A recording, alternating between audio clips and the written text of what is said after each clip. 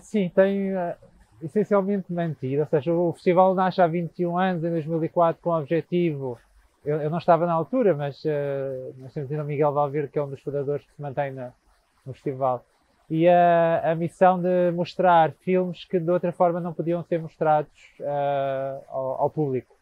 Estamos a falar de uma altura que até era melhor do que agora em termos de cinemas na cidade. É desde que o Indie começou, fechou o King, fechou o Londres, por exemplo, fechou o Monumental. E esses filmes continuam. Obviamente que apareceram uma série de outras coisas, streaming, plataformas, outras formas de ver cinema, mas continua a manter-se a identidade igual ao que era no início, ou seja, mostrar filmes de autores, mais de cinema, um chamado cinema independente, na altura fazia mais sentido do que agora faz, mas sempre com esse intuito de mostrar descoberta de realizadores, filmes que as pessoas não podiam ver de outra forma, e ainda se mantém muito esse perfil no festival. A maior parte dos filmes que nós temos aqui não podem ser vistos de outra forma, não têm distribuição, muitos deles em Portugal. Obviamente que há filmes que depois vão para plataformas, mas essa urgência de descoberta de novos realizadores, novos nomes, mantém-se desde o início, e esse perfil mantém-se. Depois o festival foi crescendo, e distribuiu-se em 2 ou 3 eixos muito estruturais que não existia desde o início. Por exemplo, a questão de formação de público, o Indie Júnior é uma das secções mais importantes a nível estrutural de formação de público. Uma maior força no cinema português também, foi crescendo dentro do festival. De resto, as secções mudando de nome aqui e ali, criando-se aqui e ali secções diferentes, mantém a identidade do festival, mantém-se mais ou menos igual ao que foi desde o início.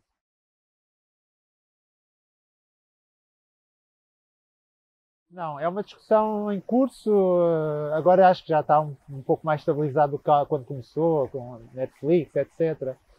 Não sentimos que seja concorrência, e a nossa experiência de passarmos filmes que estão em plataformas é muito positiva. Ainda ontem esgotámos quase esgotámos a sala Manuel de Oliveira com All of Us Strangers, que está disponível em plataforma e online.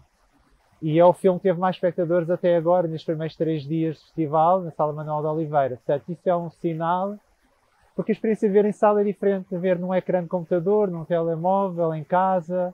A experiência coletiva, por um lado, numa sala em ecrã grande de cinema, e houve muita gente que já tinha visto o filme e veio ver ao festival. Portanto, não é um problema para nós, embora a maior parte dos filmes que nós mostramos não estão disponíveis, não é? Mas não é um problema que é, por exemplo, ontem, alguns filmes do Indie Music, alguns filmes da Boca do Inferno, há aqui e ali nas várias secções essas experiências, e não tem tido qualquer problema.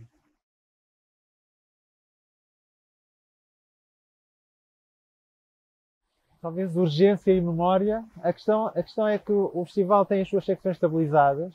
Todos os anos nós trazemos 250 filmes novos, portanto a novidade são todos os filmes que são novos, embora as secções de Silvestre, Indie Júnior, Indie Music, competição nacional estão estabilizadas.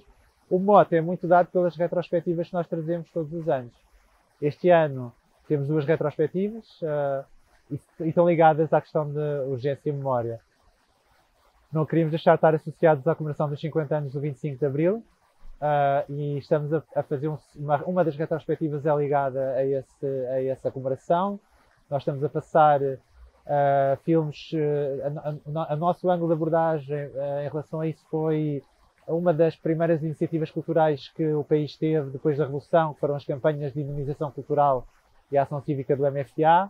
Houve um período ali entre outubro de 74 e novembro de 75, em que um conjunto de militares e civis viajou pelo país em campanhas de sensibilização, espalhar a palavra da Revolução, e parte dessas campanhas tinham uma componente cultural, artística, de entretenimento, e nós estamos a passar alguns dos filmes que eram passados nas campanhas, nesse périplo pelo país na altura, e alguns dos filmes em cópias originais. As cópias foram mostradas nessas campanhas, estão preservadas pela Cinemateca, há uma parceria com a Cinemateca, e alguns dos filmes são as cópias originais, e complementamos com alguns certos de reportagens e imagens das próprias campanhas.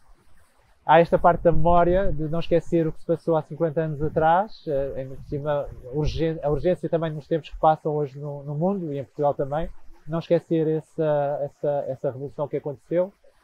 E a outra retrospectiva liga diretamente com esta questão, e a memória está muito, é uma dos eixos centrais dessa retrospectiva, que é de um realizador palestiniano, Kamal Al-Jafari. E não queríamos ter ficado só nesta comemoração dos 50 anos, mas mostrar algo que é urgente neste momento, no que está a acontecer no conflito israelo-palestiniano, e mostrar, dar voz ao povo palestiniano, neste caso com o artista visual Kamal Al-Jafari, que o trabalho dele assenta essencialmente sobre a memória, no sentido de resgatar a memória do povo palestiniano e dar visibilidade e dar voz.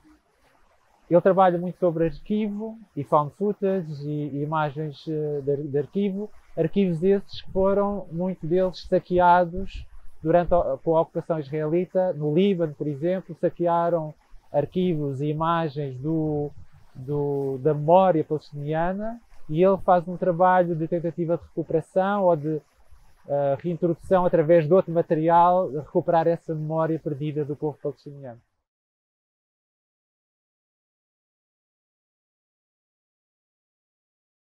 Sim, entre longas e curtas, acho que é o ano em que há mais filmes. A competição nacional de longas tem 8 filmes, penso eu, e a internacional, a de curtas tem 17, acho que 18 filmes. É um sinal da produção portuguesa, e estamos a falar de filmes de realizadores, alguns deles novos, que estão a fazer os seus primeiros filmes, principalmente nas curtas-metragens, algumas primeiras longas também, e depois alguns realizadores que nós temos acompanhado. Essa também é uma das missões do festival, do acompanhamento de realizadores, e este ano conseguimos, através da produção que existe, mostrar 8 longas e 17 curtas, muito diferentes entre si, mas que mostram o pulsar de cinema português que existe. Temos o regresso do Ico Costa, por exemplo. Temos 3 estreias mundiais das longas, a do Ico. A Rita Nunes tem uma longa pela primeira vez na competição nacional, e o regresso da Margarida Cardoso também com o Banco, que é muito importante, por exemplo. Rizoma foi pensada para grande público. Portanto, o filme que eu estava a falar há bocado, All of Us Strangers, faz parte do Rizoma, portanto, cumpriu esse pensamento inicial. E a ideia da Rizoma tem uma curadoria com um comitê próprio. Algumas pessoas dos outros comitês fazem parte, mas tem um pensamento próprio. Mas entronca aqui em 3 eixos principais. Portanto, sendo uma secção de grande público, ter algumas antestreias de filmes. Ter filmes que sejam com temáticas da sociedade atuais, que permitam também um diálogo. Daí, por exemplo, um filme que teve agora na Berlinale, No Other Land, de um coletivo israelo-palestiniano sobre o conflito, que vai ter uma conversa no final. E filmes que sejam essencialmente isso, de chamar o público para as grandes salas do festival, do Cinema São Jorge, do Manuel de Oliveira, aqui na Cultura Gesto, no Auditório Emílio Rui Vilar, e que conjuguem sair um bocadinho daqueles, às vezes, algum experimentalismo de algumas outras competições, e ser uma secção mais aberta para o público.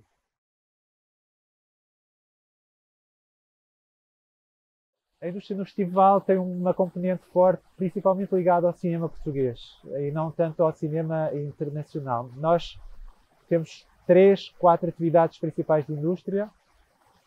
Temos as Lisbon Screenings, estamos a mostrar vários filmes ou certos de filmes que estão a ser acabados ou que foram acabados há muito pouco tempo, a um conjunto de convidados internacionais, entre programadores, distribuidores, produtores, para não só procurar a distribuição destes filmes portugueses, a internacionalização dos filmes, a distribuição em festivais, eventuais coproduções. Esse é um dos eixos das Lisbon Screenings. Temos o Fundo de Apoio ao Cinema, em conjunto de outros parceiros, nós financiamos a pós-produção. Portanto, há um conjunto de filmes que são submetidos a concurso, são analisados, e depois é uma ação de financiamento, de ajuda para a coprodução, para a produção, para a pós-produção desses filmes. Temos o Indie Lab, que é um laboratório de desenvolvimento de escrita e de argumento para personagens não estereotipadas no cinema.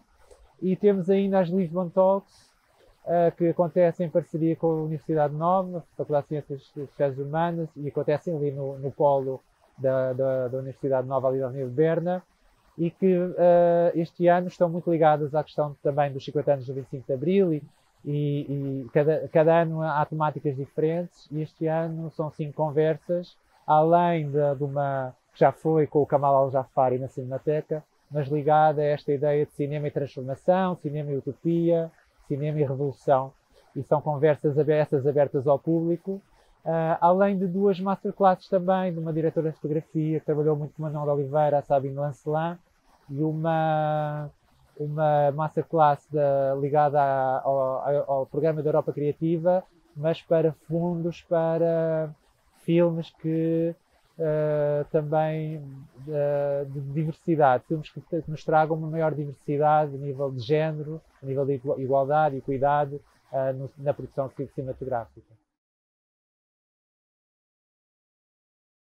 O Dream Scenario é um filme do Christopher Borgli, e que desde logo tem o Nicolas Cage, que eu acho que muita gente vai associar. E o Christopher Borgli tem estado muito presente no festival, nós começamos a passar as curtas dele.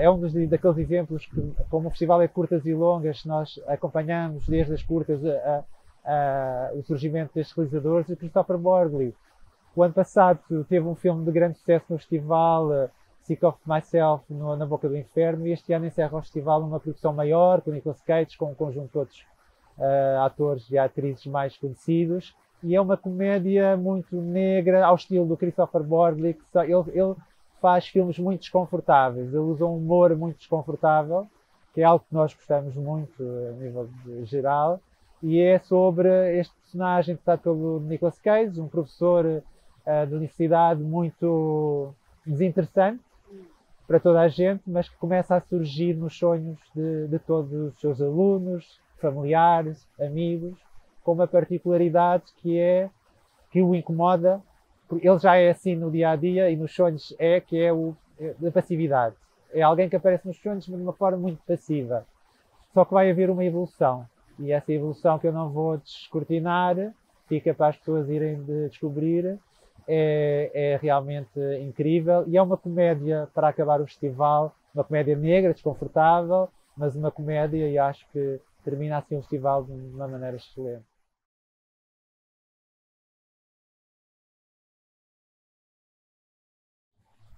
É uma pergunta difícil. Acho que há uma parte que se vai manter como está, ou seja, há sempre a ideia, a necessidade de contar histórias, e isso vai sempre continuar a existir. Contar histórias de várias maneiras diferentes, várias estéticas diferentes, e nós procuramos muito esses filmes que olhem para o mundo e mesmo outras coisas muito abstratas e experimentais. Nós abraçamos uma quantidade grande de filmes. Há evidentemente agora uma discussão em cima da mesa, por exemplo, em relação à inteligência artificial, não é? Nós ano passado já tivemos uma conversa sobre isso. Nota-se nos filmes que a gente recebe já essa componente presente.